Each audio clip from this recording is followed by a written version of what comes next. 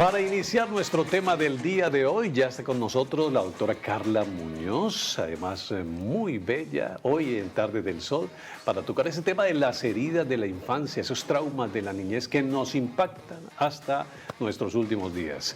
Así que, doctora Carla, buena energía para ti, bienvenida, ¿cómo estás? Bienvenida. Hola. Buena energía. Bueno, muchísimo gusto, encantada de estar aquí con ustedes Muchas gracias. y hablar de este tema tan importante. Yo siento que marca el resto de la vida todo lo que pasa durante la niñez, solo que antes no estábamos tan pendientes de eso, ni de la salud mental. Y quiero que hablemos de qué representa psicológicamente un trauma, porque cuando uno dice, yo quedé traumatizado cuando me caí la primera vez de la bicicleta y no quiero volver a montar en bicicleta y le cogí miedo a la bicicleta, yo lo estoy definiendo bien. ¿Cómo se define un trauma? Bueno, el trauma como tal no es el suceso, ¿sí? El trauma es cómo el niño asimila ese suceso. Entonces, básicamente es, normalmente los niños psíquicamente no tienen las herramientas, o valga la redundancia, su psiquis, pues, totalmente desarrollada, entonces necesitan de un adulto para darle un significante a algo. Y normalmente estos traumas tienen una carga anímica muy fuerte. Entonces, claro, si no se procesa, pues quedan atrapados en ese... Entonces, una situación como la bicicleta. Entonces, me caí y no tuve quien me apoyara en ese momento. Entonces, lo viví traumático, no pude superarlo solo, no pude porque no tienen las herramientas, entonces ahí es cuando quedan atrapados. ¿De qué podríamos decir, en qué consiste en que una experiencia difícil, doctora, se constituya o se vuelva un trauma para la persona? Porque Vico dice, por ejemplo, que cuando cayó de la bicicleta quedó traumatizado y no quería montar bicicleta después, pero para otros caer de una bicicleta es un acontecimiento que pueden superar y que no se constituye en un trauma. Entonces, ¿en qué consiste en que un evento difícil pueda volverse un trauma o no? Bueno, cabe resaltar de que cada persona es un universo en sí mismo con sus propias reglas, ¿sí?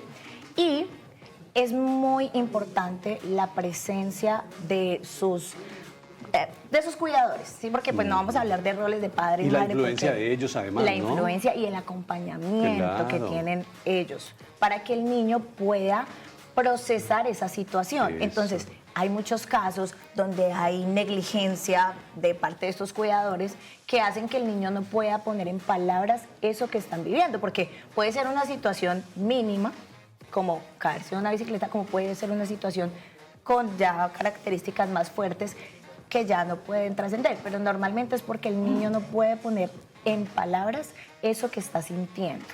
Que yo siento que nosotros, doctora Vico, no sé si te identificas con lo que voy a decir, pero yo siento que cuando mi niña estaba chiquita, ella tropezaba y caía, yo le decía, no pasó nada, mi amor, dale, levántate, chévere, vamos para adelante, es rico.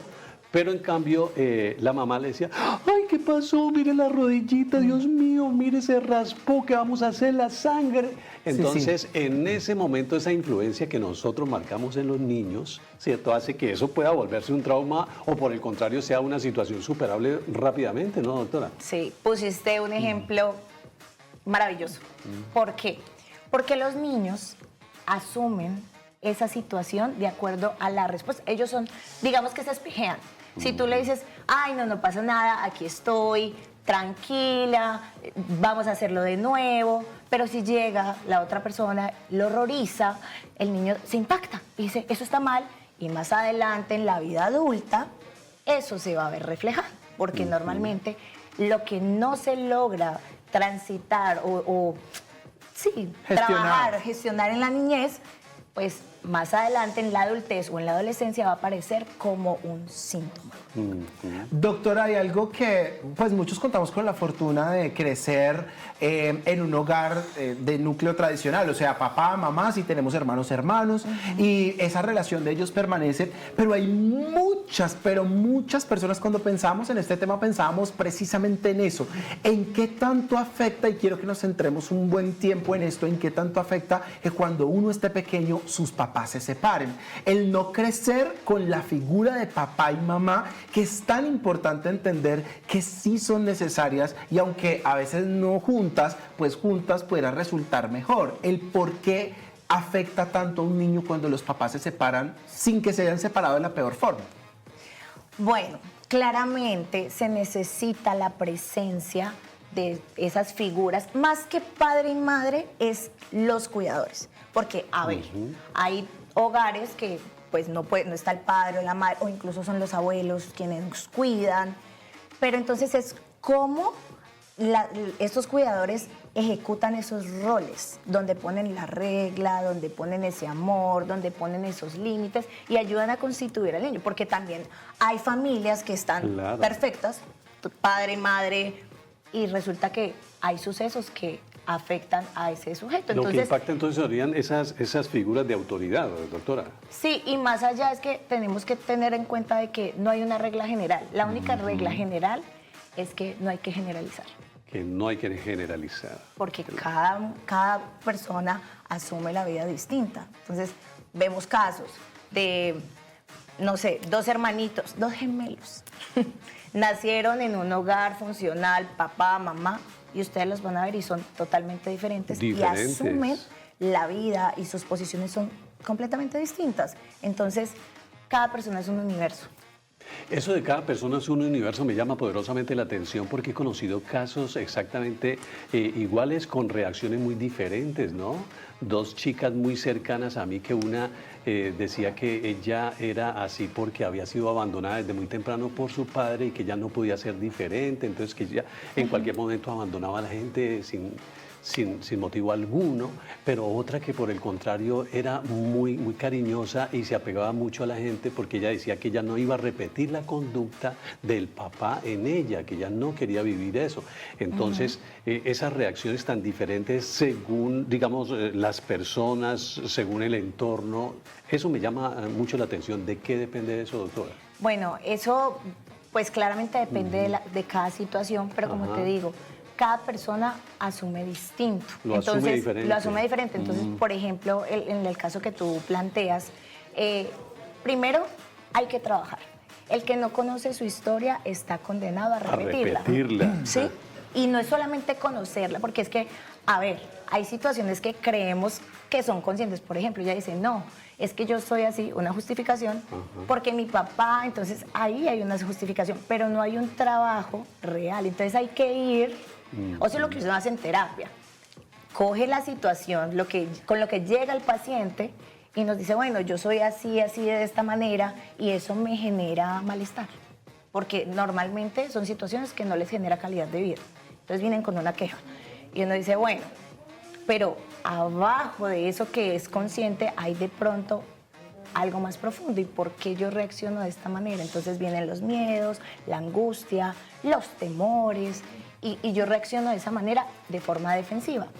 Entonces, o nos asociamos a la falta o nos asociamos a esa fantasía de lo que quiero tener. Entonces, si a mí me falta esto, yo doy de más. Entonces, por ejemplo, está la chica que yo me aferro, soy amorosa y puede generar apegos. Como hay otra que puede ser más evasiva y dice, no, me defiendo contra esto y yo no quiero volver a sentir que me abandonen. Exacto. Entonces es o una dependencia o un miedo al abandono. Hablemos de los adultos, porque uno cuando está adulto pues asume la vida de una manera diferente, entonces uno puede ser más emocional, ya más, le llaman importaculista, realmente no es así, pero menos trascendental para poner una palabra más técnica.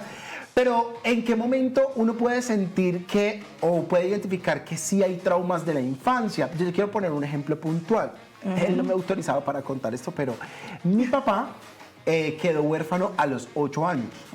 Huérfano de papá y mamá, y él no tuvo hermanos, solo tuvo una hermana que vivía muy lejos. Entonces, quedó huérfano, empezó como con el mundo del tabaco a esa edad, a los 8 años. Vivía en extrema pobreza, nunca tuvo familia, pero en la primera oportunidad que se le presentó, él creció y bueno, empezó con sus negocios y sus cosas, y ahora es una persona que asumo yo dentro de, pues nunca vio reflejado ese trauma, pero en qué momento él lo puede ver reflejado, o cómo yo puedo identificar que, a ver, él lo sufrió, él algo tiene que recordarlo. Yo a veces digo, mi papá el día del padre, ¿qué podrá pensar? Pues lo pregunto yo, pero no se lo quiero manifestar. A lo que voy es a que uno adulto a veces no identifica que sí tenía cosas de la niñez por sanar, porque uno vive muy rápido. ¿Uno cuándo debe detenerse? Pues mira, tú acabas de decir algo muy importante. Parece que no hubiera pasado y él pudo hacer. Hay personas que sufren o sea, viven lo invivible y pueden salir adelante de esas situaciones perfecto, hacer familia, ser exitosos, ¿sí? Por eso dije al principio, cada ser humano es un universo con leyes propias. Hay que apelar a la subjetividad. Y pueda que él no manifieste, pues, no sé, si alguna como malestar, pero pueda que en situaciones o en la manera en que se vinculó, ahí se vea. Normalmente nosotros siempre vamos a reflejar eso en la elección de pareja. Eso es porque repetimos muchas veces ciertas situaciones, nuestros miedos, nuestros ideales o lo que nos faltó en la niñez o lo que tuvimos también. Entonces, a veces, ¿qué nos falta? Lo ponemos en la pareja. Queremos a veces que esa persona venga a resolvernos. Ay, qué bueno lo que dices. Inconscientemente. Porque eso no es consciente. Hay gente que dice, no, yo sé. O pasa eso que yo sé que esto me hace mal, pero lo hago. Porque cuando no hay un proceso de pensamiento, de reflexión, de trabajo, pues simplemente se da al acto. Mira, otra cosa que me viene de la niñez, sobre todo yo recuerdo mucho mi niñez porque mi niñez fue muy marcada por lo que mi papá no quería que yo viviera, que él había vivido, en la necesidad. En la necesidad, entonces él decía, por ejemplo, no, yo así no me ponga una mecha, todo para mis hijos. Y entonces todo para mis hijos era que realmente mi papá no me ponía una mecha, pero nos daba todo a mi hermana y a mí. Sí. Ese tipo de cosas, ese tipo de acciones, cuando yo las veo, eso es repetitivo, porque es que yo escucho mucho esto. Yo le voy a dar a mis hijos lo que a mí no me dieran. Yo le voy a dar a mis hijos, y yo te digo, yo tengo un hijo de 14 años y yo no pienso así. Yo digo, yo le doy a mi hijo lo que a mí me alcance, para lo que a mí me permita. Pero uno escucha constantemente yo le voy a dar a mis hijos lo que a mí no me dieron. ¿Eso es un síntoma de no haber sanado una niñez? Claramente. Claramente porque él no te está viendo a ti, él se está viendo a él en ti. Entonces, ahí no hay una pregunta de, bueno, ¿el qué le falta? No le da, sino que es supliendo lo que a mí me faltó. Yo no quiero que él lo viva. Y es muy proyectivo, porque finalmente, pues, ahí hay que darle la libertad, por ejemplo, en este caso a ti, de ser. Quizás tú no quieres eso. O eso están como los padres que dicen, no, yo quise ser futbolista y quiero que mi hijo, y lo meten al fútbol y resulta que el muchachito no le gustó. Yo hubiera sido carnicero, tendero, no. O sea, claro, que resulta que el muchachito no le gustó, pero se lo imponen. Y ahí lo imponen, sí. le ponen una carga a ese niño, porque ya no les dan esa libertad. Entonces... Y aunque son profesiones de respeto, yo digo, ay, no, claro. carnicero y tendero, pues porque yo estoy muy contento con lo que hago. Pero ese es otro capítulo muy bonito, mi Mauro, que desde la niñez uno tiene cosas que se le quedaron sin hacer o que le faltaron o que no se les permitió. Exactamente, Y y lo por vamos eso a hacer. salimos, querido Vico, a la calle con las cámaras de las tardes del sol a preguntarle a la gente qué creen que se les quedó de la infancia. Vamos a ver las respuestas. Un viaje que me prometió mi papá a Estados Unidos que nunca lo hizo. Eso. Cuando era niño quería ir allá a Orlando y no pude ir a Disney. Esa fue mi frustración. En el tiempo que éramos niños nosotros, la niñez de nosotros fue tal vez mejor que la de ahora, ¿no? No recuerdo así de pronto que uno haya tenido, de pronto en la situación económica de los padres de uno, que pues uno se abstenía de muchas cosas, ¿verdad? Ninguna. El abrazo del papá me faltó. y el juego con el papá. Jugar más con el papá y el abrazo del papá. Una muñeca que tuviera pelo. ¿Cómo te parece? Porque se usaba ese pelo hecho de medias o de lana. Yo quería una de pelo para poderla peinar. ¿Sabe qué quería? Tener estudio para salir adelante, para no depender de nadie. Eso era lo que yo quería. ¿Y por qué? Porque en la casa fuimos muchos, entonces si le daban al uno, no le daban al otro. Jugar más y comer más. Gracias a Dios, como dice el dicho, pobres, pero con todo de a poquito, todo excelente. No, yo no creo que nada. Todo fue fútbol, carritos, amigos. No, fue una belleza mi niñez. Que me faltó tiempo. Me gradué a los 14 años. Me toca salir niño a la universidad. Entonces que me faltó tiempo para gozarla. Y soy tumaqueño, con mayor razón. En este capítulo vemos, doctora, promesas de pronto no cumplidas, situaciones que de pronto se salen de las manos porque uno en la niñez pues no controla la economía de su hogar. Y si el papá dice no hay, pues uno no pudiera decir no, sí, quiero que haya. Hay quienes tomaron la decisión de salir muy jóvenes de casa y dijeron yo me voy a ir a trabajar por mis cosas porque yo sé que en mi casa no va a pasar mucho, pero quiero que hagamos el ejercicio, si quieren los tres, si quiere solo Mauro y yo, porque me gustó este ejercicio. Sí. Mauro se acuerda de algo que haya pasado en su niñez, que no haya pasado en su Que niñez. no haya pasado, pues estaba echando cabeza, hombre, Vico, pero algo que no haya pasado en mi niñez, que me haya quedado faltando, hombre. No, la verdad es que alguien decía allí, tuvimos las cosas en su medida, pero nos disfrutamos, lo poco que teníamos lo disfrutábamos y sobre todo nos faltó amor en familia, ¿no? Tal vez ahora que me dices eso, yo hubiera querido que mi padre viviera un poco más, porque mi padre se fue cuando yo iba a cumplir 17 años. Entonces a mí me hizo falta tener un padre un poquito más tiempo conmigo, ¿no? Sobre todo porque él era muy amoroso y abrazador y a mí me encanta todo eso, ¿no? Qué bueno. Sí, claro. Yo estaba echando cabeza. A mí sí me pasaron muchas. Unas que puedo contar y unas que no puedo contar. Pero de las que puedo contar, yo creo que a mí hay un suceso que me marcó mucho la vida. Aquí estoy abriendo mi corazón porque eso no lo debería contar. Pero cuando yo me gradué, mi papá se emborrachó y de la felicidad. Y él no fue a mi grado. O sea, estaba tan feliz que no pudo ir. Y para mí eso fue traumático, porque Sí, todos claro. mis compañeros fueron con su papá y su mamá, bueno, los que lo tenían. Y así estuvieran peleados o separados, estaban. Y, ay, no me da hasta ganas de llorar. Y mi papá no fue. Y mi mamá dijo, no, él se quedó tomando. ¿Yo qué? Y me tocó con mi hermana y mi mamá, y para mí fue muy duro. A mí me quedó faltando mi papá allí en esa foto, en ese Claro. momento. Fue bastante incómodo, ¿saben? Y no todo tiene que ser con regalos ni con promesas. Mire que puede ser con la presencia misma, con La el más estar en un importante. momento, ¿cierto? La más importante. Doctora, ¿qué es posible que alguien tenga traumas de la infancia sin ser consciente de ellos? Claro, por supuesto. Es que muchos están en el inconsciente.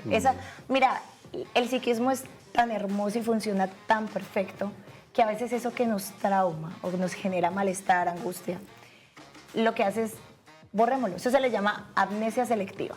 Entonces, lo borramos y queda ya en el inconsciente, queda ya atrapado.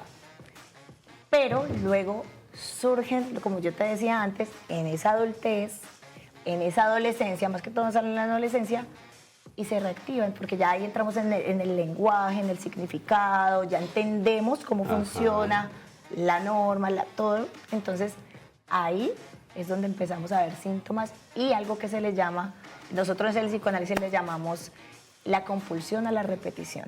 Compulsión a la repetición. Por eso yo hablaba de que quien no conoce su historia está condenado a repetirla. Entonces, por eso hay que hacer un trabajo de reelaboración.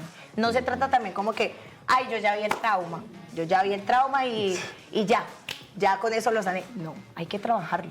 Y hay que empezar a poner en palabras eso, y eso es lo que uno hace en la terapia, empezar a elaborarlo, a trabajarlo, a que la persona verbalice y le empiece a dar otro significado, porque sabemos que ya no somos esos niños, sino que ya somos unos adultos responsables de nosotros mismos y que tenemos, que historia no es destino, ¿no? Historia no es destino, sí. Alguien decía aquí, herencia no es sentencia, es más o menos equivalente a la frase que usted acaba de mencionar, ¿no? Sí, Historia no es destino y nosotros podemos cambiarlo. Es que yo no puedo decir, no, es que a mí me abandonaron, entonces por eso yo abandono. No, si yo no quiero hacerlo, no quiero repetir esa conducta, no la repito. Totalmente. Así de sencillo.